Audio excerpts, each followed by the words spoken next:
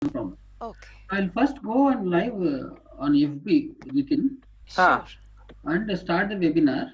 okay, So once I start the music and close it, then you start introducing the Swamiji. And this okay. This one, YouTube? YouTube, I'll ask Koti too. Yeah, yeah.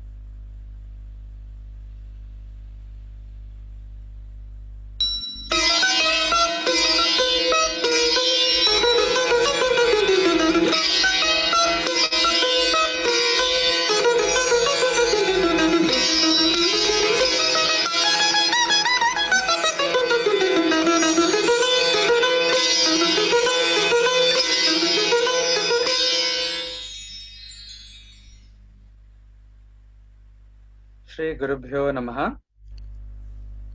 Good morning to everyone. This is Nitin Sridhar, Chief Curator of Advaita Academy, and I welcome you all to yet another session of Weekend with Wisdom. This week we have invited Dr. Swamini Svatmavidyananda ji to speak about Kaivalya Upanishad, which is highly regarded as a treatise on self-knowledge. Swamini Svatmavidyananda Saraswati ji has taught at several universities, including UC Berkeley. She is widely recognized as a scholar of Advaita Vedanta and is a disciple of Puja Sri Swami Dayananda Saraswati ji. She is widely in demand for lectures and seminars in US and internationally for her expertise in interreligious engagement and in-depth training and scholarship on Advaita Vedanta. She is the Acharya of Asha Vijnana Gurukulam, which was founded in 2004 and has centers in Atlanta, Eugene, and as well as in Washington DC and few other places in US. Thank you very much for coming on our show, Swaminiji. We Thank are you. very fortunate to have you here. Viewers, you can ask your questions through Q&A box, and Swaminiji will take them up at the end of the class. This weekend, the Weekend with Wisdom will have 4 sessions, morning and evening, today as well as tomorrow. So with this brief opening remarks, I request Swaminiji to please start your session. ॐ भद्रं कर्णेभिः शृणुयामदेवाः भद्रं पश्येमाक्षभिर्यजत्राः स्थिरैरङ्गैस्तुष्टुवागुंसस्तनूभिः व्यशेम देवहितं यदायुः स्वस्ति न इन्द्रो वृद्धश्रवाः स्वस्ति नः पूषा विश्ववेदाः स्वस्ति नस्तार्क्ष्यो अरिष्टनेमिः स्वस्ति no बृहस्पतिर्दधातु ॐ शान्तिः शान्तिः शान्तिः ॐ सहनाववतु सहनौ भुनक्तु सह वीर्यं करवावहै तेजस्विनावधीतमस्तु मा विद्विषावहै ॐ शान्तिः शान्तिः शान्तिः Namaste to everybody and thank you to Advaita Academy for inviting me to share with you a few thoughts on Kaivalya Upanishad. And the word Kaivalya comes from a word Kevala. Kevalasya bhava Kaivalya. It's a particular kind of a Sanskrit construction of an abstract noun, with a pratyaya, with a suffix called shyaj. So, so this Kevala becomes Kaivalya through certain grammatical rules, which fortunately we don't have to go into right now. This is our good fortune. So we can straight away say it's an abstract noun. But what does Kevala mean? Kevala means only. Even in our vernacular languages like Hindi, Keval, only this. Yeah, Kevala means only. Yeah. And then Kaivalya means what? We can make up a word, only plus ness, onlyness. Yeah, abstract noun, not loneliness. Okay, yeah, you have to because that would be the antithesis of the Upanishad. Not loneliness. We are not talking of loneliness. We are talking of onlyness. You know, this is not a small thing. So this Kevala only is something which is to be looked into, because when we use this word only to qualify something in the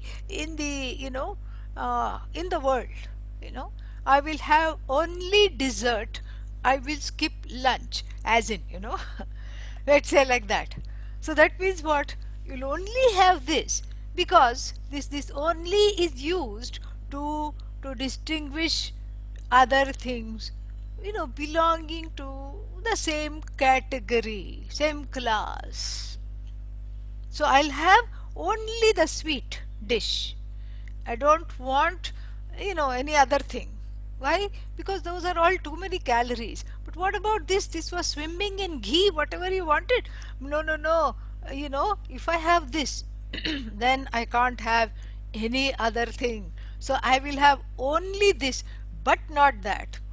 So in the world, in the Jagat, when we use the word only, what do? We have a particular kind of a usage. We have a usage which is like adjectival usage. And adjectival usage means you use the word only to distinguish a particular thing from other things belonging to the same category of things in the world. Svajatiyebhyah vishayebhyah vyavartakam. That which you distinguish from other things. I'll have only this but not that. That is the idea. Even though you may not say that. Somebody, you go to somebody's house and they say, what will you have? I'll have only water. Meaning, don't bring me milk, don't bring me coffee, don't offer me tea, only water. So even though you may not go into a big speech about tea, coffee, milk, juice, etc., it is implied. It's an implied understanding that there are many things and I will have only this. Now, in the word Kaivalya, this is a slightly different meaning. Yeah, it is not that this Upanishad, is something, that stands out of, in the world. I'll have only this Upanishad, or I'll have only this knowledge, and then, other things I'll have later. Slightly different.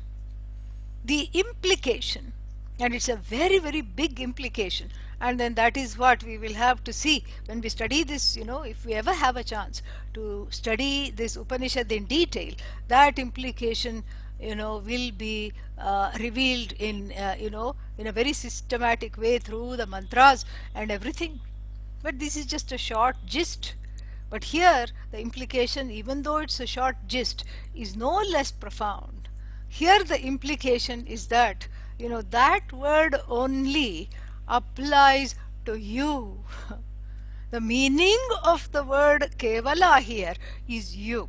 How? because I am here, and then so many other things are here. In this room, there is the wires coming from the computer, coming from the microphone. There is, lights and fans and curtains and, tables and chairs. How can you say I'm the only thing? Well, for now, we can say, hey, you are the only thing that matters. Because who is saying there is curtain, there is carpet, there is chair, there is table? Me. I'm the one who is saying. Can the table recognize you and say good morning, hello, good evening? No. The table cannot do that. The chair cannot do that. Correct? That is why you are only. Why? What is the only here qualifying? The only is not qualifying one among many things.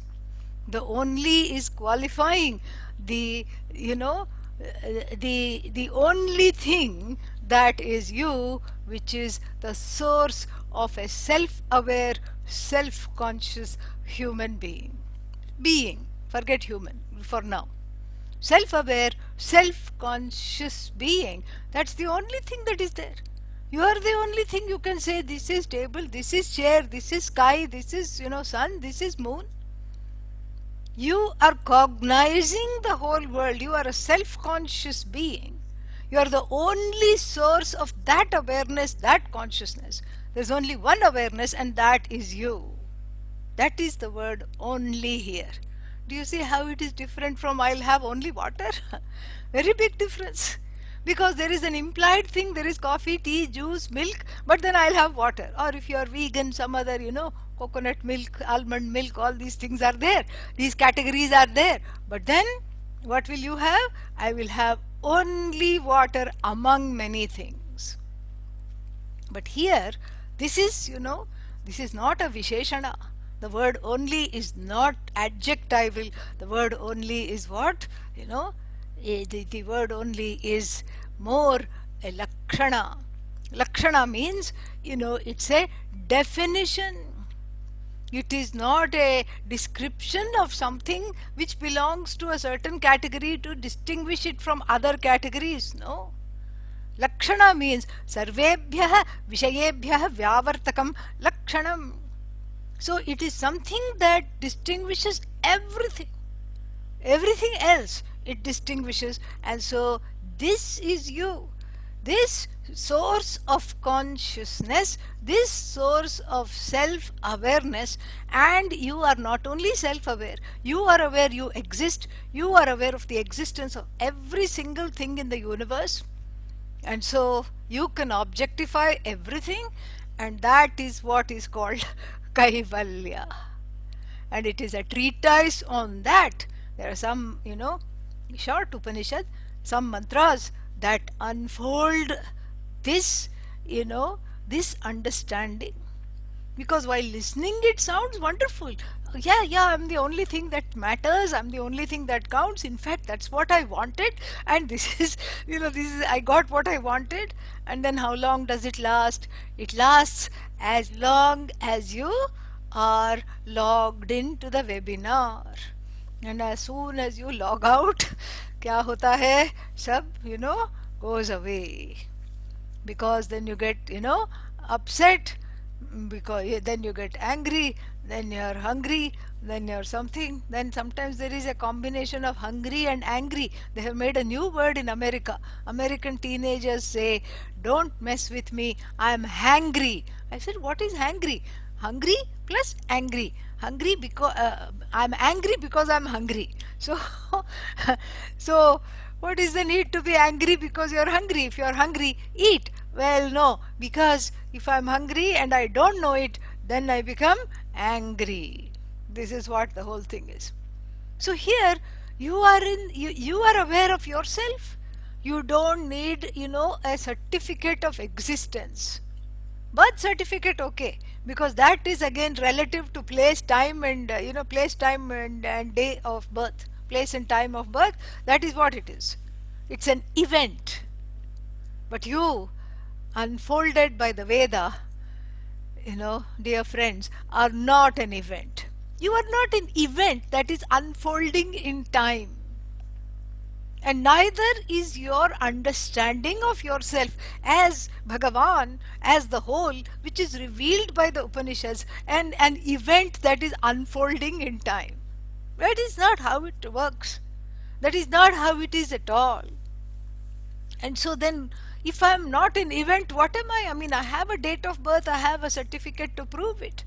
Yes, but it is just a mere certificate. It is not, it is a mere certificate of recording the event that this, awareness, so to speak, entered this body mind sense complex, or came to greet this world. That is the event. The event is not, the event is not of consciousness being born. Awareness has no birth, no death. Immortal. Kaivalya. It's the only thing which is free of being, having birth and death, and that only thing is you. This has to be understood. And therefore, this is what is the meaning of the word Kaivalya. It has to be discovered that you are not an event. And when you understand this knowledge, then you cannot, when you say I am quote unquote enlightened, if not enlightened, at least lightened of the burden of my self ignorance, you know if you say that, that also is not an event. The enlightenment, so to speak, or the so called enlightenment, is not a event that is happening in time. It is more of an uncovering of the eclipse of, what is that? Atma Ajnanam, the patina of self ignorance. That is the eclipse, and that is what has to go. And that is why we need a body of knowledge that is the antidote to this eclipse. And the eclipse is what? Eclipse is not a small thing. The eclipse is very powerful. It's a shadow reality. It's a shadow that can, as though, make the sun, the light of consciousness in the form of the sun here, the inner sun, invisible. And so the person searches, Bhagavan, tum kaha ho? Where are you? Oh Lord, where are you? The seeker is the one who is searching for this inner darshan, so to speak. And Bhagavan is saying, I'm right here, look. Look through the forest of your ragadveshas, through the forest of your likes and dislikes, I'm hiding there. Through the forest, through the darkness of the self-ignorance that is there, I'm hiding there. Just look. Bring the light of knowledge, look. But you cannot see. And this is the same thing that is replicated every day in our temples, which are closed because of coronavirus, and which is why we are directed to the inner temple, which is always open, and we have to have now inner darshan. But when the temples used to be open all the time and you could go any time you wanted, and no physical distancing, no standing here and little X is marked and you have to stand here and go, not bump into people, when that was not there, you could just go. And then especially you don't talk of modern temples, talk of ancient South Indian temples. And then what do you see there? The answer is nothing, because no lights. You stand in front of the sanctum, Meenakshi temple, Madurai Meenakshi temple, fantastic. And the goddess is, so beautiful to look at, but you don't see anything. It's all dark. And then you look in the sanctum, the walls are black. And then, the deity is made of black stone. And the priest is standing there, but the priest, being South Indian, is also dark skinned, so you don't see anything at all. There is one small light, tiny one, when the oil lamp is there, and it doesn't show much. It's like an appetizer, it whets the appetite, but doesn't give you anything at all to hang on to. Doesn't give you anything. And then so you just start blinking in the dark.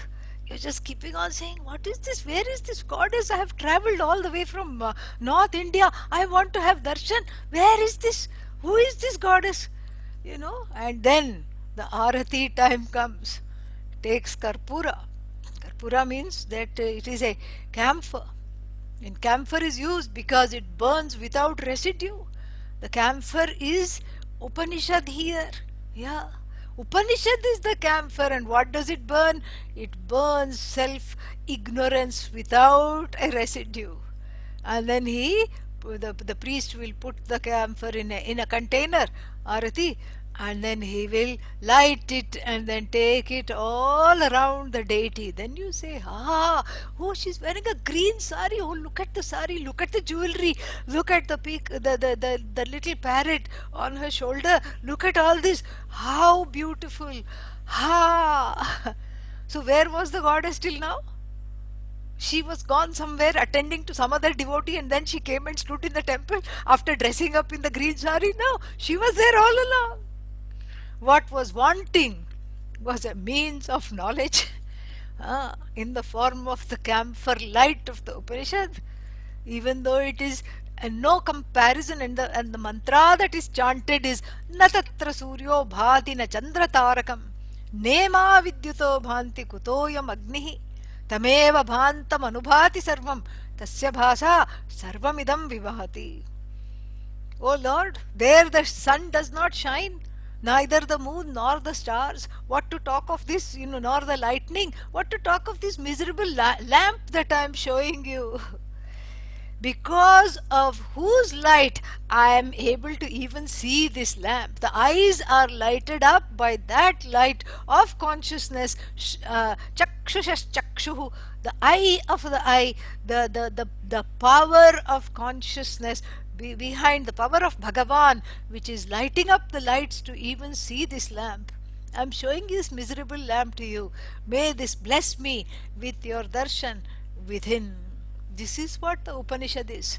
This is what Kaivalya is, to understand that myself and this goddess that I am seeing is one. Therefore it's not a small word. And the purport of this, Upanishad is not small, it's a big word, Kaivalya. To understand it can take many, many lifetimes, but we will see, we will have a nice grip on it by the time these sessions are done. We will have a good, a nice handle on this. So this is Kaivalya. And this, Kaivalya is part of the Veda. This Veda is again, a body of knowledge that is not the property of any country, any ethnicity, any group of people, any kind of varna, any kind of jati, nothing. Nobody can say, the Veda belongs to Indians. No. Veda belongs to the Brahmanas. No. Veda belongs to this particular gender, men. No. Veda is for everyone. Nobody can copyright the Veda because Veda predates copyrights.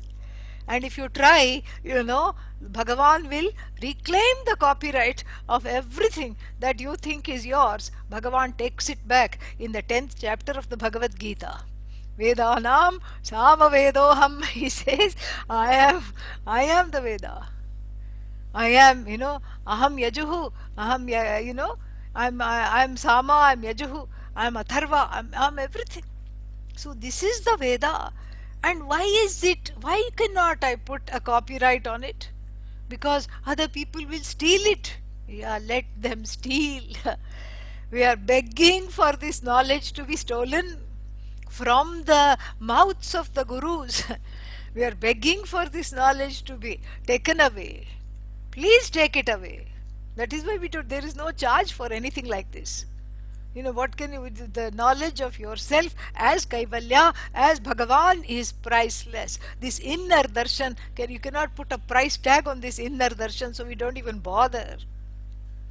And besides, it's a swatas siddha vastu, that your Bhagavan is already established. I am not trying to tell you that. So therefore what, so to know something that is already as good as known is not something that you can put a price on. Please steal it, take it away, But for this, we have to understand what the Veda is. Veda means knowledge, and the Veda is, you cannot put a copyright on it because the main reason you cannot put a copyright on it is because it is applicable to everybody. It is, you know, it is hitam. Hitam means what? Comforting. It's a source of comfort. Shubham, source of something auspicious. Mangalam, same thing. It is hitam. It is sahasramatravat hitam. It is like a as loving. The Veda, she is as loving. Her contents are as loving as 1,000 functional mothers. In Kali Yuga, you have to add the word functional in front of mother, okay? Yeah, because there are so many mother issues, all these things are there. So you can't take it for granted. So even one loving mother, she is so wonderful. Imagine 1,000 loving mothers. That is what the Veda is. But why? But how can you say because it is hitam for everybody? Because for you, hitam may be something. Like somebody wants a piece of chocolate cake. Right now, that is hitam for them. This is what they want because they have a craving. Get me some chocolate cake or ice cream or something. Get me something chocolate.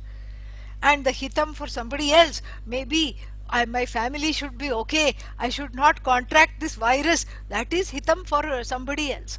So how can you say it is universal hitam? Can say it is universal hitam because the Veda is a huge compendium of all the hitams that you can ever imagine. So for the person who says, I want a child, but I'm not able to have a child, putra kameshtya yajeta, please offer this ishti. Ishti means a fire ritual, a worship, form of elaborate worship called putra kama. That is how Rama was born. Rama was not the founder of this tradition. We don't have a founder, thank God. Because if there is a founder, then the religion flounders after the founder is gone, wondering what did they mean, what did they say. Here, we have this body of knowledge channeled by the sages. They are not mantra kartarah, they are not the doers or the authors of the mantra, they are mantra drashtarah, they are the seers. That's why we call them seer. It is a particularly Indian word, even though it is there in the English language, it is translated from drashta, seer. Seer of the mantra. Mantra is existent, it is given by Bhagavan, a seer. So what are they seeing? They are seeing that there are all kinds of upaya, remedies for all kinds of wants so that the person can enjoy hitam. So for one person hitam is having a child, and if for one person the hitam is having a child, for the another person the hitam is going on a tour somewhere. Very difficult to do now. Better to stay in place. Yeah, but some people have what is called wanderlust. They want to keep on traveling. That is hitam. And the third person, the hitam is getting a good job. Fourth person, the hitam is waiting to retire. Like this, the hitam keeps varying. And the Veda becomes bigger and bigger and bigger and bigger. If you start chanting the Veda now, even after 10 days, you will not run out of the mantras. You can keep on going. Because it is all based on the compendium of human desires. Perhaps this is one tradition where the desires in the Hindu dharma they are not vilified. They are acknowledged as valid. Sarvesham buddhau, Bhagavan Krishna says in the Bhagavad Gita, ragadveshau vyavasthitau. In all the buddhis, there are such things called raga, O Arjuna. Raga means strong preferences. There is such a thing called dvesha, strong prejudices. That is there. Oh, so I can have lots of likes and dislikes. Yes. And then in another place he says, every buddhi has likes and dislikes. Another place he says, kamosmi bharatarshabha, I am in the form of desire. So more desires means more Bhagavan in me. So this is acknowledged. But with a little bit of a caveat. Sarvesham buddhau ragadveshau vyavasthitau. In all buddhis, ragadveshas reside. But what? Read the fine print which is in the next line. Tayor vasham na agachet tauhi asya purushasya paripanthinau. Don't come under their spell. Don't come under their spell. Have the ragadveshas, let them be privileges rather than making you a slave to them. You manage them as opposed to them managing you. This is where the thing is, this is where the Veda is of great help. So you cry, I don't have a child, I want to have a child. Here, Putra Kameshti, it works. Somebody did it in Chennai, few decades back. And they had 3 or 4 children after 20 years of childlessness and everything, all the scientific, medical, whatever, upayas, remedies being exhausted. How does it work? Nobody knows. Nobody knows. The thread of connection is Shraddha, faith. That's all. Nobody knows how it works. So, but it works. And in fact, a German researcher did this research on Kariri. It's a particular Vedic ritual, rain ritual. And so you chant the mantras, and then for 8 or 9 days, it's 9 day ritual.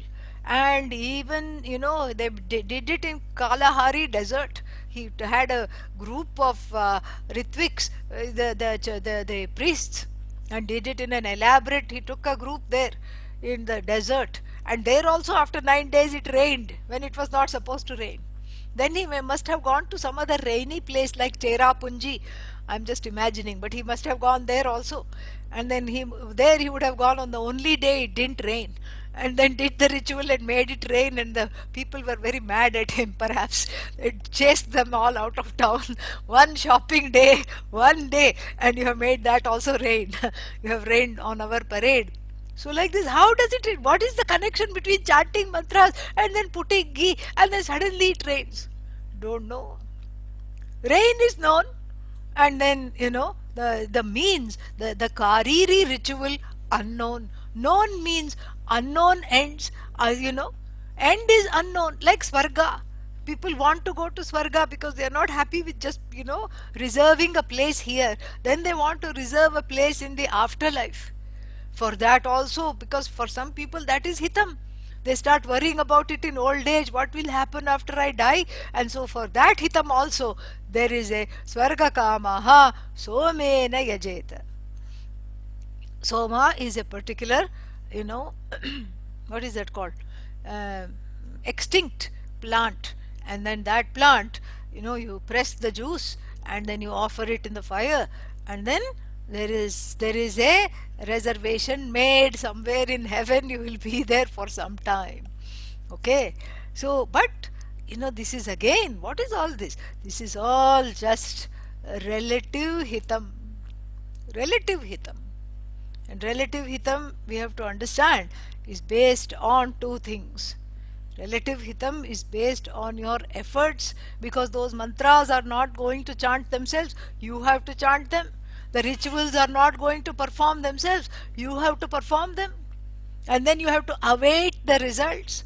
And supposing the brick that you make is cracked and the ghee is little stale, don't think you will get the results. What you put in only comes out. Yeah. So it is now you understand that this hitam is like a recipe. The Veda is like a recipe book. And what is that? Karma apeksha is there. In the Veda, karma apeksha is there. There is an expectancy that you will do something in order to gain the results. Yeah. So this karma apeksha is not a small thing. Because, when you're hungry and then people gift you with a recipe book, that's not enough to just read the recipe and go, aha. Because, between aha and swaha means swallowing it. There is a very big, there's a big gap. You can't just go, aha, my hunger is fulfilled because I read this recipe for vegetable pulao. Fantastic recipe. You have to actually go get the ingredients. Some ayasa is there, effort is there, and with the result of this effort, then you have to make it, then you have to eat it, correct? Or if you're really hungry, you eat the pages of the recipe, and then you have to do something. You have to eat the book itself. So the Veda is like that, you know. You have to you have to do things. So for this hitam is karma, karmana, you know what? Upatam. It is gain. This hitam is there. The recipe for the hitam is there, and the recipe for the hitam is gained by karma. And that karma, in order to, when you do this karma, what do you become? Karta. You become a karta. And then why do you become a karta? Bhogaya karma. In order to enjoy. Nobody says I'm karta for the sake of karta. That is silly. It's like a person who is cooking. What are you making? I'm cooking breakfast. Oh, it looks very elaborate. Yeah, it will take 2 hours. It's more, oh, so it's more like brunch. So after that you will eat. No, I won't eat. No time to eat. Then what will you do after you cook this? It will be time to prepare lunch. So then you're going to prepare lunch. Yes. Then what? And then after that what? Then it will be time to prepare tea and snacks. And after that I have to rush to prepare dinner. So you're doing annadhanam. You're giving the food and then you're getting some enjoyment. No, no, no. I'm just cooking. Nobody does this.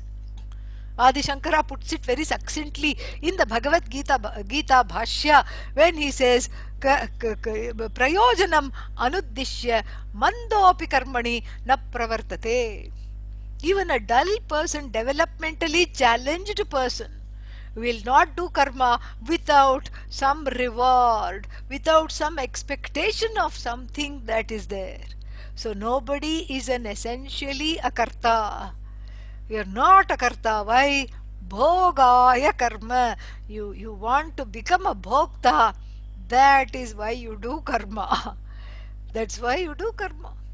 And then, so all these goodies, offered by the Veda is what is karma bound.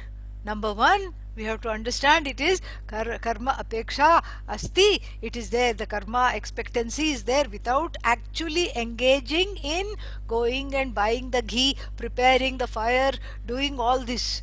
So it's all based on karma. You have to understand. And then the second thing we have to understand is that whatever is based on karma, is it finite or infinite? Finite. Because it depends on what you put, then you reap.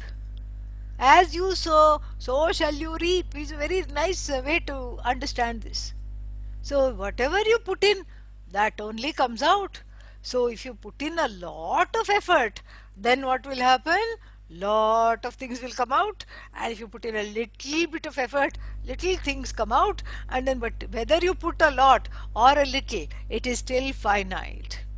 Still finite. That's why people have to go to that, people who are Vaidikas, following this tradition, they pray every day. Why? Because it is like cooking. Yesterday's prayer was fulfilling yesterday's needs. Today's prayer is for today's needs. Tomorrow's prayer is for tomorrow's needs. Like this. You cannot say, I went to the temple in the last birth, I don't have to go now. You cannot say that. Every time you have to keep on doing this, keep on doing this, keep on doing this. And so the Veda is not a small thing, it is hitam. It keeps you going. Its effect is such, it has three effects. One, it keeps you going, and it keeps you, being in the place of a conscious agent producing the results of your action. There's nothing passive about karma, at all. Karma is dynamic. And the Veda puts you as a yajamana, as the agent. Yajamana means the person who is in charge of the worship. So the Veda puts you in the form of the yajamana, a conscious agent. That's why you do sankalpa in the beginning. Mamotpata durita kshayartham adam ahamidam karishye. In order to get rid of all the old karmas, I'm doing this puja. Daily puja is done in order to, ward off obstacles. What are obstacles? Not Ganesha's anger. You cannot say Ganesha is angry with me, that's why I'm not getting this promotion. Ganesha has no business being angry. Ganesha is just sitting there happily eating his modaks. He's not angry with you. Then why am I not getting the promotion?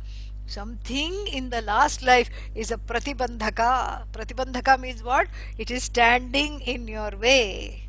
Some, who knows what it was, some karma is coming out, is expressing itself, and that karma needs to be exhausted. How? That karma is part of your prarabdha, that which you were born with to eat. It is on your plate, it has to be exhausted. And then, either you have to experience the pain of not getting the promotion, and then the double pain of seeing your co-worker who is a lazy idiot get the promotion. That is even more painful than you not getting the promotion. You have to experience that. And then what? And then the prayer here, the rituals offered by the Veda are a wonderful, wonderful, wonderful reprieve. It's a wonderful reprieve to be able to have this prayer, so that to ward off the other karma. This is what is kept in the intentionality. So you say you say the intention. I am getting rid of past karma. That's why I am doing this puja. And then sometimes the sankalpas are very elaborate. They say dharma artha moksha, dharma artha kama mokshartham, so that I will have all the purusharthas. I will have dharma, I will have this, I will have that, all these things I will have. So I'm doing this, all the wants in life is there, and this I'm doing for the eradication of disease, this I'm doing for vittarjanam, in order to get wealth. All these things are said in the sankalpa, so that you are aware, you are an awareful, mindful agent. You're not an automatic, routinized person who is just going and coming, and no. You're mindfully doing this. In fact, the word mindfulness, even though it has gained a lot of traction in the Buddhist scriptures and in especially in Western Buddhism, mindfulness, it's all about mindfulness. And then, but actually, it has come from the Hindu dharma alone. Here you are you cast yourself every morning when you do puja as a conscious, mindful agent, because you cannot not be an agent. Even if you say I'm not going to do anything, that is karma. You're making a choice. I'm going to simply sit. Simply sitting is a karma, because so many muscles ask the muscles in your body, ask your heart that is continuing to pump, ask the blood that is continuing to flow. Simply sitting is action. So then, so now you're being a conscious actor. This is the first gift of the Veda. First gift of the Veda is that be conscious of your wants, your needs, don't be afraid to express them. Second gift of the Veda is that, it makes you a devotee, because you understand there is no other way to get this. Every other way is exhausted. I am exhausted, so I have to only pray. All the avenues are closed. Why? The durita from the past life is so much. Durita means bad karma from the past life is standing in the way of having a smooth relationship with the elders, with the children, with people. You know, the what is that? The karma in the past of the past is standing in the way of expressing my wants, having my needs met, all these things. And so therefore what? First I encounter my helplessness. Second, the Veda drags me and puts me in the place of a devotee. The hands that were helplessly raised, who are you, where are you, what should I do, join together in prayer finally. This is again a conscious entity minting oneself as a devotee. This is possible only through Veda. This is a very big hitam. When you put things in the lap of the Lord, you know you have done whatever you can. It is in her hands, his hand. Let it happen. Let it go on. There is a sense of a great relief. This is a very nice present of the Veda. See how that's why Veda is hitam.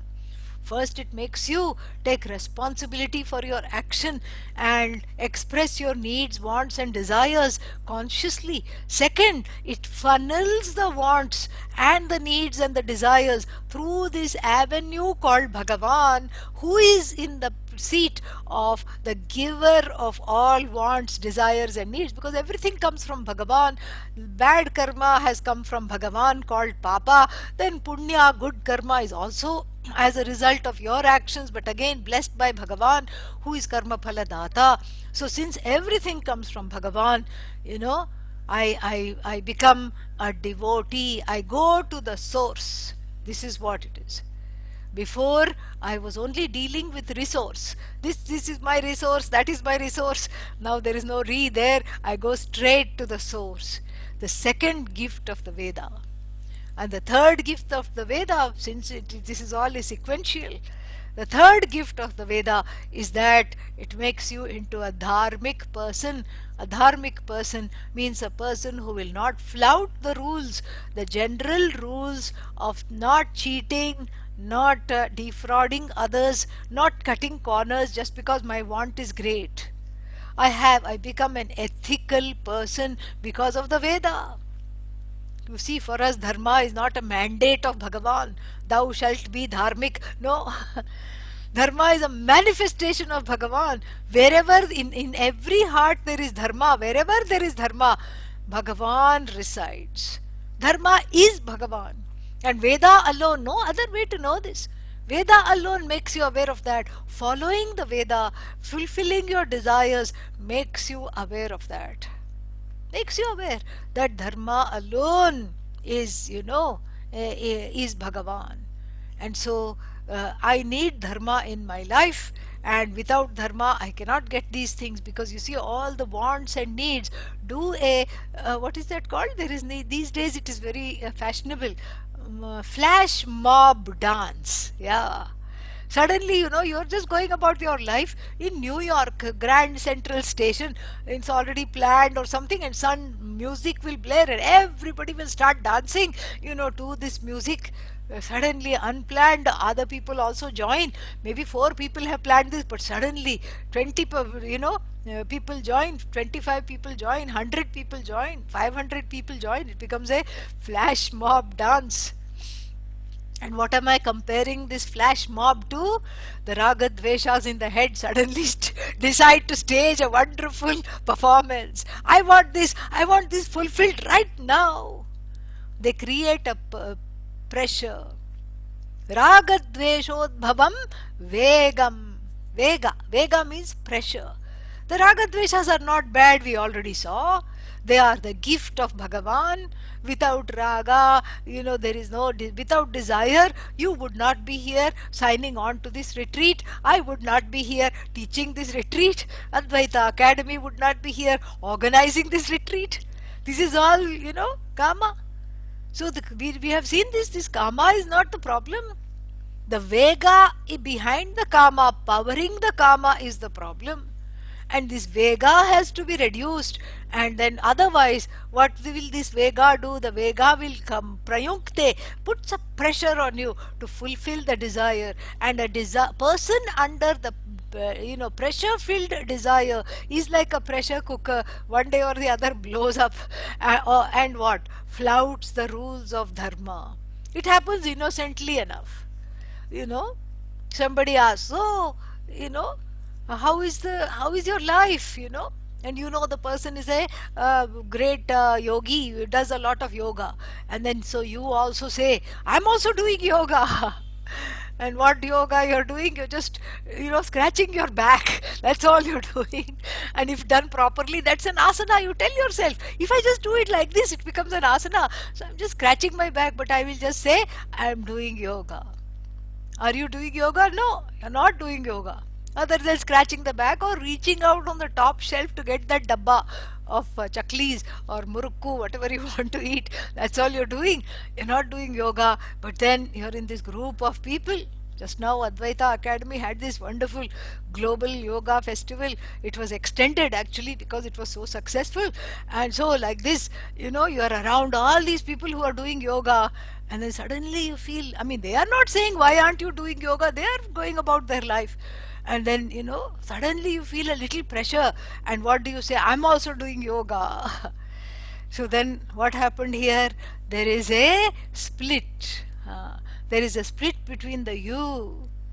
The you that knows, the pramata, the you that knows no yoga is being done, only bhoga is being done at most. And then there is a split between you, and then there is a split between the one who said, I am doing yoga. And so what happens as a result?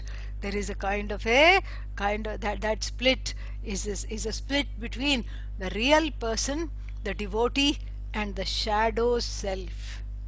It starts small enough. Then from speech, from vak, it goes to action. From thought, speech to action. And then slowly one feels like one can get away with cutting corners. And then what happens? And each time you cut corners, you incur papa. You are actually becoming a machine. One is becoming a papa generating machine. As long as dharma is flouted, one becomes a papa generating machine, and then all that again has to be warded off through prayers. Then it becomes an endless cycle. It is in fact an endless cycle anyway, because so many papas are done without our knowledge. And so therefore what do? We try to become more and more dharmic as a result of the Veda. It is just so beautiful. As a result of the Veda, you become more dharmic because you rely on Bhagavan, devotion, prayer to fulfill this all the wants. And then finally the greatest gift that the Veda gives is is truly hitam. What does it do? It makes you outgrow it. No person in the world, in with whom you are in a relationship, will make you outgrow them. In fact, they want you close. They want you close, they want you near, and they will make sure to keep you like that by giving you the things they want and whatnot. They'll keep you going through all kinds of psychological subtle manipulations. Every relationship is full of that. There is a guilt trip, there is a hurt trip, there is this, there is that, there is all kinds of, what is that called, emotional strings pulling. This is how you keep in samsara. This is how the relationships are kept on going, through obligation, through kind of heaping up some guilt, heaping up some, whatever it is, dependencies. Codependence, it is called in the parlance, psychological parlance, it is called codependency. Veda doesn't make you codependent. Veda is beautiful because Veda makes you outgrow the need for it. Through the space, through giving you space to have your emotional growth as a dharmic person, as a devotee, it makes you outgrow it. That is why she is like a mother. So the mother, a functional loving mother, doesn't cling on to the child. Lets the child cling. As long as the child needs to hold on to her sari, she will say okay, the child needs it. But then the child grows up, say separation anxiety is relatively gone, and then the child starts to walk around, sees the butterfly, sees the bird, sees the animals, dog, cat, everything. See, its world expands to include more things than the mother. The mother smiles, the mother is joyous, the mother doesn't want it to keep on clinging and feeding bottle and all these things. She doesn't want that. Then the child grows up and the mother tries to tie the shoes. The child says, no, go away, I'm doing it myself. The mother is overjoyed. A functional mother is overjoyed. Array, look at my child, now how independent she has become, how independent he has become. This is how the Veda is. The Veda grows you up and then lets you go. Sometimes you become even slightly sick of it. Why? Because you ask the question, is this what this life is all about? Is this life only fulfilling my wants? And then just in a devotional way I understand, but is this what the life is all about? Karta bhokta, karta bhokta, karta bhokta. Then if that is what life is all about, then how come I'm still dissatisfied? How come I still have issues? How come I still have discontent centered on the self? How come I'm not, finally we are using the word happy? No matter what I get, no matter what I want, no matter what I have, I'm still seething, boiling. I'm still running around like a restless person. I'm still discontented. I'm still unhappy. Then you ask the question, why? This is the best gift of the Veda. The mother hugs you. The mother is truly a mother. She embraces you. She wipes away your tears of all the things you could not have and whatever you wanted, whatever you couldn't get. She consoles you through prayer, through making you a dharmic person, through devotion. And then what? And then she lets you go. She lets you grow. That is the mother. That is why it is hitam. She lets you grow. And then what? She lets you grow into. Now you are already a devotee. Now the devotee grows into a mumukshu, a seeker of this happiness, freedom, into a jignasu, finally a seeker of knowledge. This is very, very, very, very important. These two things are very important. You know? So this is a quantum leap from being a seeker of all the things in the world, all sources of what I thought were happiness in the world, and then realizing, understanding that these are not lasting, that whatever is hitam, whatever is sukham is gone away, nashvara. It is subject to destruction. This is what the Veda gives the understanding, because I keep seeking. After I seek this, I need something else, then I need something. Where is it going to stop? When is it going to stop? So the Veda is, very, very clear that, okay, there must be a full stop. And that full stop is what? Kevala, you. You alone are the stop. You alone are the starting point. You alone are the stopping point. This is the best gift of the Veda. And that, that jigyasa, that desire to know this is a wonderful gift of emotional growth. Without undergoing the first portion of the Veda, no one can desire for something other than the finite, the infinite, which is you know. And then that is why we have what is called Vedanta. Vedanta means Veda, which is a body of knowledge, generally includes Vedanta, but Vedanta requires a special mention. Vedanta means Vedanam Antaha, the last portion of the Vedas. But nobody says, I am reading the book now, and then tomorrow I will read the last chapter of the book. I have bought the book, but the last chapter I didn't have enough money for. I will buy it tomorrow. Or sometimes more often people say, I will not read the last chapter of the book. I will only read the book. Nobody talks like that. It is a very, very silly idea to say, I'll read the last chapter of the book in the next life. But here it is, it is justified. It is yogya, it is appropriate to separate Veda from Vedanta, the book, from the last chapter. Because the first portion of the Veda, which we have been talking about this whole time, the first portion of the Veda, what does it do? It is talking only about relative hitam. Hitam that is small, that is finite, that I need to get along in my daily life. Oh Lord, let there not be mosquitoes. Forget mosquitoes. Mosquitoes are very welcome right now in the age of coronavirus, because we have a huge pandemic. People used to be so worried about mosquitoes. Now it's a small bite, It's a small inconvenience. Plus, as Pujya Swamiji used to say, a mosquito gets rid of Papa, but you're also giving punya, because you're making a blood donation. Because the mosquito only needs a blood meal when she is pregnant. Otherwise, it's vegetarian. So you're giving, what is that? You're donating blood to a pregnant female. So you'll be, having some punya. Unless, of course, you make the mosquito into chutney by going like that. That is Papa. Okay. So now, this, coming back to this discussion between Veda and Vedanta, there are many differences. That's why it is reckoned separately. Many differences. So the Veda deals with hitam and sukham. Hitam and sukham where? In the everyday. And that hitam and sukham keeps changing all the time. Why does it keep changing all the time? It keeps changing all the time because, what you liked when you were 2 years old, you wanted a balloon. And will you be happy if you get balloon now? You don't care for balloon now. Your hitam has changed. You know, same person in a different place, in a different time has different desires. And the same person wants something right now and then later on wants to get rid of it.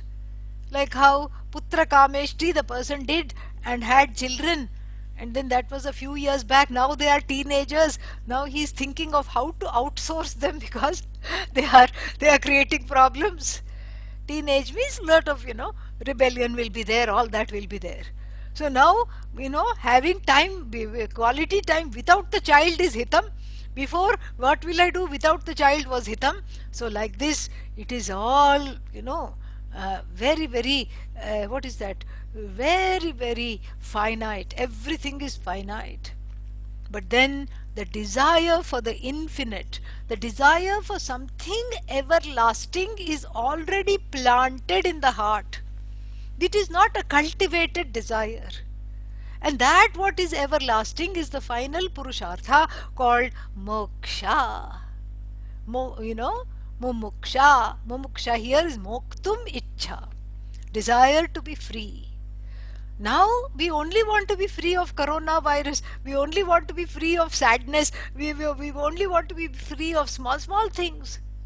But really speaking, all the desire to be free of anything is actually the desire to be free, period. No conditions. I want to be free regardless of being in a finite body. I want to be free despite of having a finite mind. I want to be free despite the fact that I can't see very well, I can't move very well, I can't hear very well. Finite senses. That is the freedom. That is the desire that is already planted in me. Sarvesham buddhau ragadveshau sthitau, including the raga, to be forever. This is universal. Even the mosquito that bit you wants to be forever. Yeah. That's why it doesn't bite you on a lit surface. It bites somewhere on the legs underneath where you cannot see. Why? Because it doesn't want to get moksha from with your hand.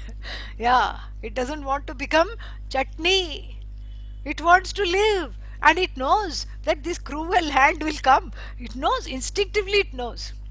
That's why the small size is compensated by 360-degree vision. It can see in the back, front, everything, all kinds of complex eyes it has. We all have a pair of simple eyes, and that too we need glasses, but it has complex eyes, it doesn't need glasses. And you slowly bring the hand, it already has seen it, and by the time you bring the hand, it has flown off and it has bitten you in another place, or it has bitten your neighbor. It is that subtle. This is the moksha is applicable to the mosquito also. The desire to be is universal. The desire to be forever. This is the desire for moksha. Only in the human being do we find this moksha fully developed. In other beings, it is not so much there. This desire, for moksha is just there. I want to just be free. So as long as the cow is allowed to graze in the pasture, have its babies, and then die a natural death, it is happy. It is happy if it doesn't end up between two pieces of bread. It is very happy. This is all it wants. But the human being, this desire is not so covered. It is uncovered, so to speak, because there is complete self-awareness. The dog is also self-aware. When what is that dog which has a little bit of brandy it carries around the neck? Bernard, Saint Bernard, Saint Bernard. It's supposed to rescue people trapped in snow and all. And so when it rescues, they are all frozen, frostbitten, and they will break this little keg of brandy and drink to warm up. That's the idea. Rescue dog. It is huge. And when the Saint Bernard meets this pocket dog, what is this pocket dog? Chihuahua. It is not confused. It does not mistake this pocket dog to be a cat. Saint Bernard will, woof, it will bark. Pocket dog will go inside the lady's handbag, and from the lady's handbag it will also bark. They, you know, species recognition is there, predator recognition is there. Why? To for the propagation of the species. So species recognition is there, other species predators recognition is there, and I want this grass, I don't like this, small ragadveshas will be there, the small personality will be there, that's all. But for the human being, the awareness is total awareness, which is both a blessing, because one can pursue this knowledge, which is also not such a great blessing because one is pained by ignorance.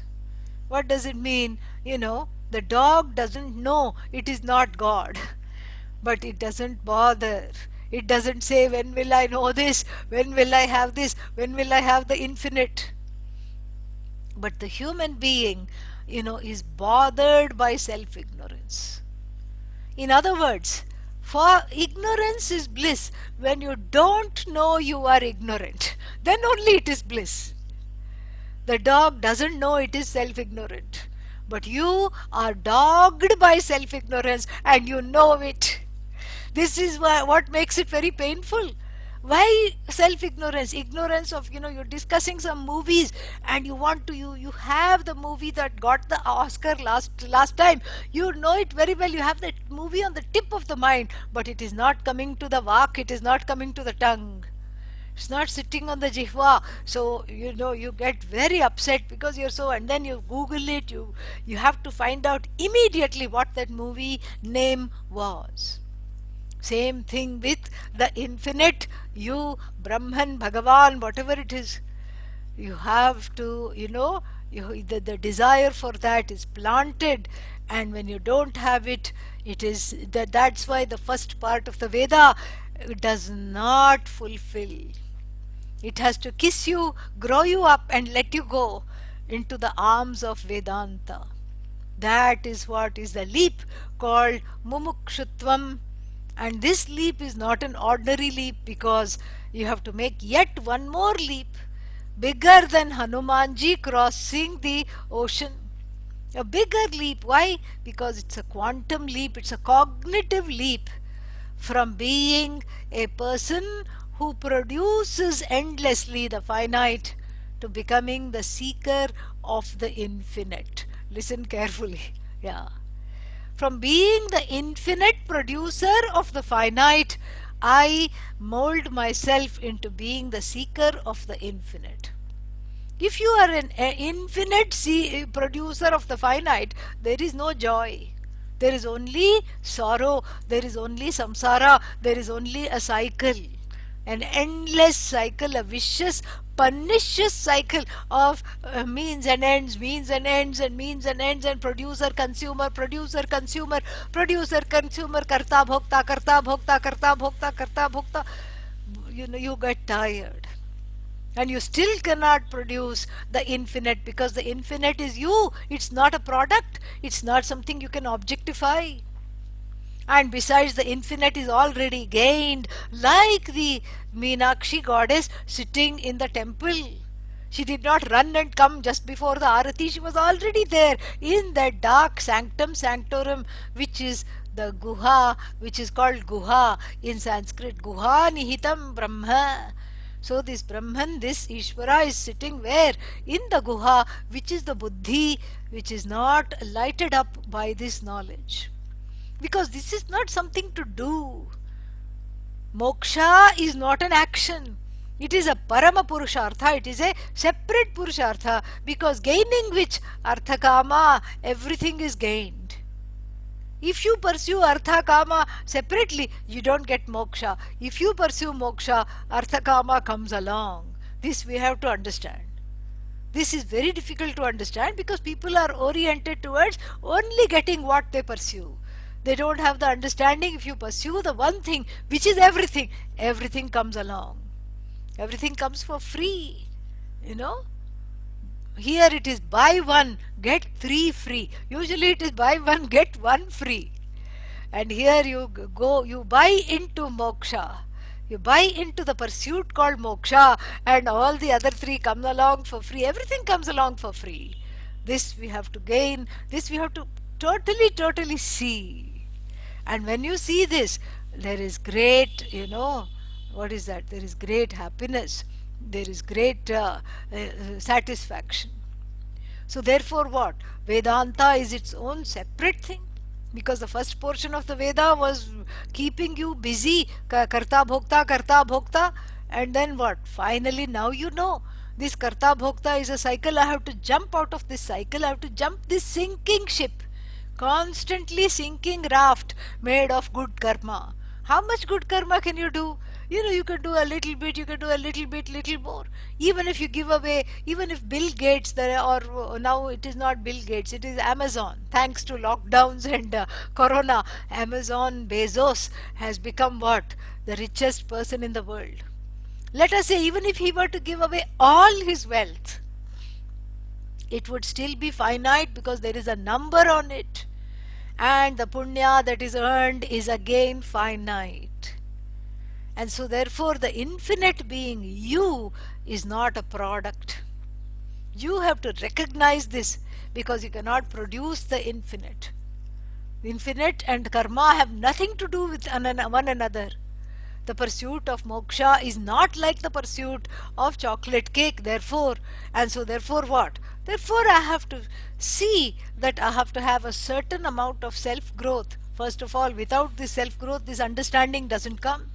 Then I have to see that there is a different kind of a pursuit. This is not the same as going after chocolate cake.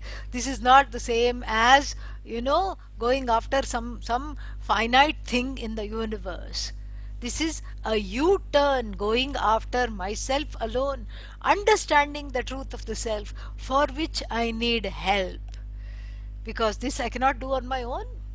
And therefore first walks in the understanding, the understanding, the preparation, and then second, what walks in? The guru, because I need help from somebody who has gone through this same questioning, this same enquiry, and has crossed over to the other side of this enquiry. I need help. And therefore what? Therefore the Kaivalya Upanishad, to help us with this understanding, begins with a very beautiful story of a sage. Already he was kind of a sage alone. Ashvalayana. Ashvalayana is what? Ashvala Gotrodbhava. Ashvalayana. Ashvala Gotrodbhava. This, what does he do? He goes to Brahmaji. He goes to the source. Brahmaji is the creator of the universe. So definitely he is the creator of the Veda, and he will know what to do. He is creator of Vedanta also. So he goes to the source. And then what does he do? He, says respectfully, please teach me this knowledge. Teach me this knowledge, knowing which everything is known. And we'll see that in detail. Just, I'm just telling you the opening premise of this. The story is this, that a great person, a Rigvedi, he was the follower of the Rig Veda, and then what does he do? He goes to a guru. And who is the guru? So that there is not some, the Kaivalya Upanishad does not choose some local guru. If there is some local guru, you will say, what is the use of this person? I don't even know this person. And what will he have to teach, or what will she have to teach? Nothing. Forget it. So the guru here is an exalted guru. Brahmaji is Bhagavan. So Bhagavan is the guru here, so that there is no doubt that you are not getting the real thing. You're getting the real thing, you're getting the real knowledge, and you can say, okay, whatever Ashvalayana got is valid. I can put a check mark on it. If it is good enough for sage Ashvalayana, it must be good enough for me. So Ashvalayana approaches the teacher This is a typical Upanishad beginning. And what is this Upanishad? Upanishad is another name for Vedanta. That is all it is. It is another name for Vedanta. Vedanam antaha Upanishad nama. So it's also called Upanishad. Very beautiful. It destroys Visharati, And then what? If it destroys self ignorance, but then it may come back. No, avasadayati unmulayati. It uproots it. The root of it is gone, so it will not come back like a weed. When you cut the weed, you only cut on the surface. But here it uproots along with the mula and the jada, the the cause of sorrow. It removes. What is the cause of sorrow? Self ignorance is removed in the wake of which knowledge, and that is what is it removes. And by doing what? Brahma gamayati, by making you hold hands with Brahman. It leads you to Brahman and says, okay, meet the truth of yourself.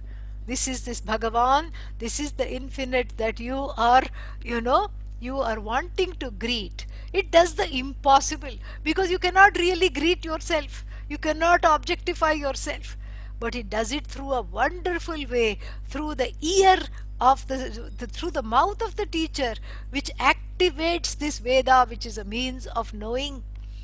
This Veda is a means of knowledge. Vedanta is also a means of knowledge. And means of knowing what? Knowing something you cannot get any other way. This has to be understood. Both Veda and Vedanta, whatever is there in the Veda, how to go to heaven, how else will you get? How to have children, how else will you get? Through this ritual, through this knowledge. And same thing with Vedanta. I am whole and free of all pain and sorrow. How else will you get this knowledge? Through the study of Vedanta. And so, therefore, what? Here there is nothing to do except to sit back, relax, and listen. And that listening alone from the mouth of the teacher activates this knowledge and removes the fog and the clouds of what is that self ignorance, allowing you to see Meenakshi, goddess Ambal, within. This is what the whole thing is. Very, very beautiful. And so sage Ashvalayana goes to Brahmaji and addresses him in a special way and asks for this knowledge. How he addresses him and what kind of knowledge he asks for is all going to be seen in the next lecture. Okay, so I'll stop here so that we have some time to interact and we have some questions. You can type it in the chat, and then I will I will look at it, or Nitin will look at it and tell me, and then we can do that. Okay, so we'll say the closing prayer. Om Purnamadah Purnamidam Purnat Purnamudachyate Purnasya Purnamadagya Purnamevavashishyate. Om Shanti Shanti Shanti. Harihi Om Shri Gurubhyo Namaha. Harihi Om. Thank you, Swamini ji. It was a wonderful introduction to an important text. I will see if there are any questions. I do not see any questions. No, now they may type. We'll wait for Yeah, 1 or 2 minutes. yes. Yeah. If anybody has Because, question, yeah, please type. generally, yeah, if Yeah. you have any questions, you can type. Generally, in the middle, it is difficult to ask because, you're listening. So, if there are any questions, you type and I Yes, will yes. answer. Yeah.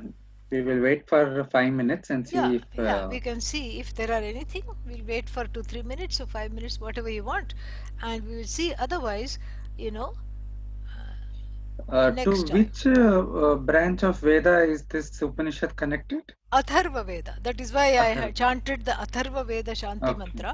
So while we are waiting, if there are any questions, I will speak a little bit about this. So in the beginning, the Veda was one, but one of the sages in the tradition, uh, Lord Vyasa, Bhagavan Vyasa, he is called, an earliest link, our earliest link to the parampara, Guru parampara. He divided them into four and gave them to families to keep. Each one will have certain portions: Samhita, Brahmana, Aranyaka, Upanishad. All four things will be there, and these are all different teachings for different stations in life. And so then he gave them to families to keep. Even now the Veda is held in the head. Even now, if you go, books are not allowed. This book knowledge is all recent, it was not from before. And so, therefore, this is what was there. And so, that's why we have Yajur Veda, Sama Veda, Atharva Veda, Rig Veda. And of course, if somebody is a researcher, then they will keep on, they will keep on researching the Veda, which is the oldest, which is the newest. We are not interested in all that. We are looking into that which is timeless. Who cares about how old something is? We are not interested in carbon dating. All these things we are not interested. So therefore, for us, what matters is the message therein. And so each Upanishad belongs to a certain Veda, and then this is belonging to the Atharva Veda. And so the Atharva Veda has a Shanti mantra to ward off all obstacles while we are studying. Okay? Yeah. I think we have few questions. Okay, Uh, let us see. yeah, one is how does one apply Vedanta to everyday life? That was the topic in the last talk. I gave I gave a talk in the Shivananda ashram, and how do you apply it in the everyday life? Very briefly, what we have to do is uh, get to the place of activating within ourselves that relaxed person, because that is your nature. You already know it. you know the compassionate person, because when you are in a place of when you are happy, you can be very generous and compassionate towards everybody. But when you are cranky, then that same compassion is not there. You are irritable, you are edgy. So this is where the gift of Vedanta is, that regardless of the outside situation, it gives you so much inner strength.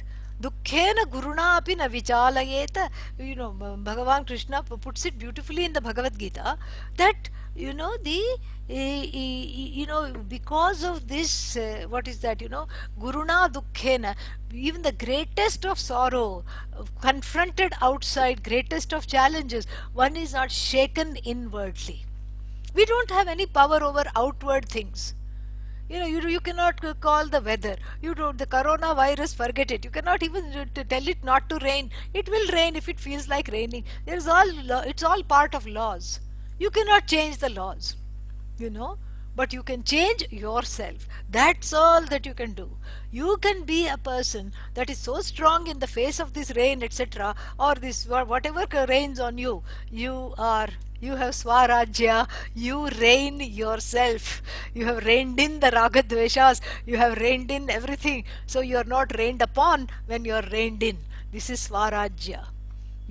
You are the Raja of yourself. You are the master of your emotions. You are the master of your desires and wants. You are the master of, everything. That's why, and that can only come through the understanding and through the satisfaction of knowing that you are Kevala, you are the whole. Yeah. Uh, Another question we have is I will club two questions. They are related to today's your lecture. One is you have said before that karma is a model to work on the road of dharma leading to Bhagwan. Yeah. Could you explain that a little more? Yeah. And another question is can you briefly summarize the three gifts of Veda? Only Okay. a gist. Yeah. Yeah, just not even a gist, a list. Okay, yeah, just a small list. We'll start with that one first. So three gifts. First is, it gives you, it acknowledges that you have desires, and it mints you into a conscious agent working for the fulfillment of the desires. It makes you a conscious attendee, an agent, a responsible for your own life. It makes you mindful. First gift. Second gift, it makes you into a devotee. You know, and it makes you into a devotee because you take recourse to Bhagavan.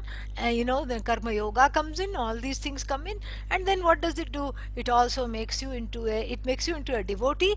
And then finally, part two of the second gift is that it makes you into a dharmic person. And then what?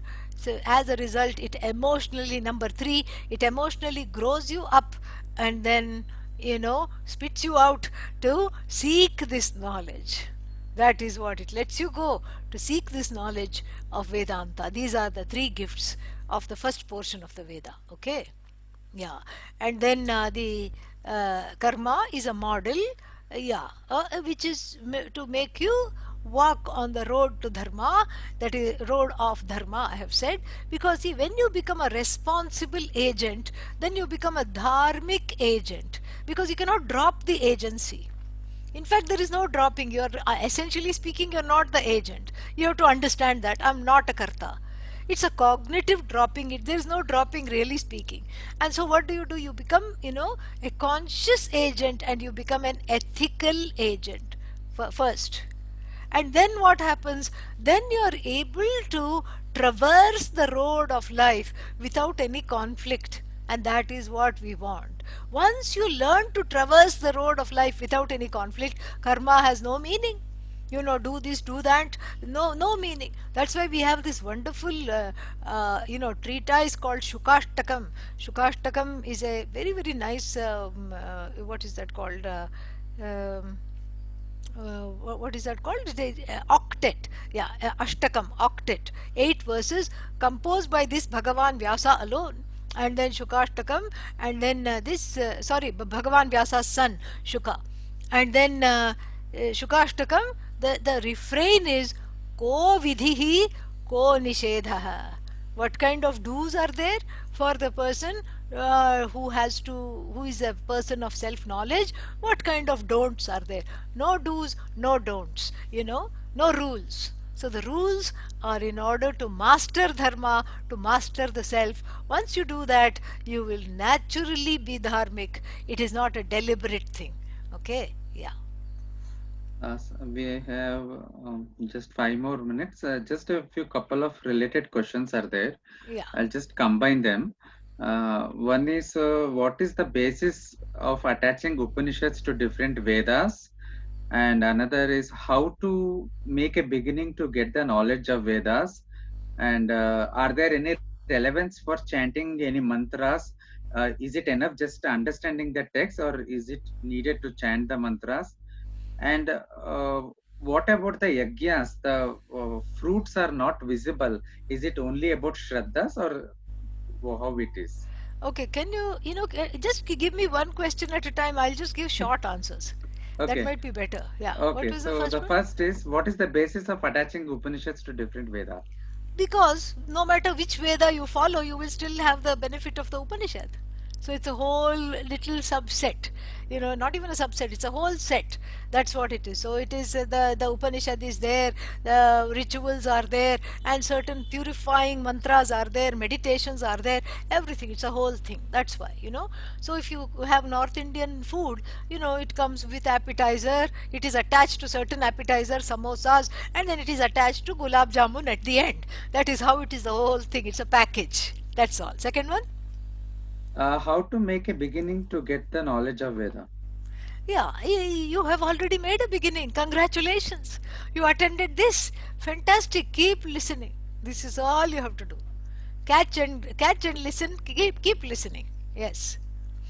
And is there any relevance for chanting any mantras? Is it enough to understand the meaning?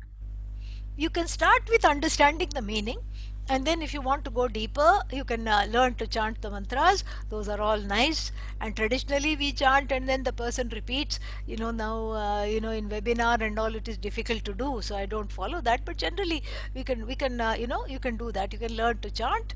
You can if you like to do that, no problem. But the point to learn to chant and all is for for your understanding. That's all it is. Uh, Next. and next is about the fruits of yajna. Ah. Is it fruits are not visible? So is it about No, merely it is shraddha? visible. It is visible. You do, some fruits are not visible. It will be visible later. Yeah, it will be activated later. Like Swarga, you don't know whether you went or not. We don't know whether you will go or not. But and even if you go, you cannot tell us, unfortunately, because it is a different realm. So, but it is not visible immediately, but it is experienced later. So asmin janmani janmantare va, either in this birth or another birth, it is definitely experienced. So it's not that the fruits are not there. Fruits are there, and then they are visible later. Some are visible immediately because you whenever you enjoy something in life, like if you enjoyed this lecture, it is your good karma. Yeah, wonderful. Because of purva punya, you are here. So like that we can take. If you enjoy good food, purva punya. This is so punya is very visible. Papa is even more visible. We have collective papa now of this corona, which is extremely visible. All you have to do is look out. Everybody is in a mask, or should be, and then that itself is enough. And what does the Aranyaka portion of Veda has? Yeah, Aranyakas are meditative practices to do what is called antakarana shuddhi, to have self mastery over the emotions, recalcitrant, very stubborn emotions. You sit in meditation for hours at a day. You do certain ritual, subtle rituals, mental rituals. You do certain meditation.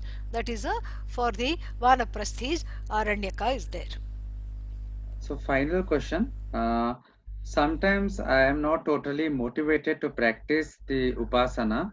Should I just understand this as a state of play of karma, or is there a way to overcome? Very lovely question. Very clever also. Because this is usually people say, I'm not motivated to study Vedanta. Is it my karma? No, it is not your karma because even if it is there, some karmic residue might be there in the form of tamas. You are given the efforts, you are given the free will to be able to go against that. You're given the free will to counter that. You're definitely given the free will. So here also, if the upasana is not more motivated, just do 1 minute meditation, which is the acronym for which is OMM. So start with 1 minute meditation. Put on a timer and just for 1 minute you just chant the mantra Om Namah Shivaya, Om Namah Shivaya, Om Namah Shivaya, and it's going to be only 1 minute. Distractions will be fewer, and then you will actually enjoy it. Then people make the mistake of from going from 1 minute to 45 minutes. It will not work. From 1 minute, you have to go to 1 minute twice a day, morning and night. Then from 1 minute twice a day, you go to 1.5 minute twice a day, like that, slow increments. Then the ahankara will not play a trick on you. Thank you. Thank you, Swaminiji. Thank That you. was a wonderful interaction, wonderful session. Viewers, we come to the conclusion of this first session of this weekend's Wisdom with Swaminiji. Do not forget to join in to the evening session same time at 6:30 p.m. Uh, but if you have not registered for evening session, please do. The registration links are different for morning sessions and evening sessions. So if you have not registered, please do register for the evening session as well. The links are available in our website. Thank you again. Shri Gurubhyo Namaha. Thank you, Nitin. Thank you. Om. Srinivas, you can play the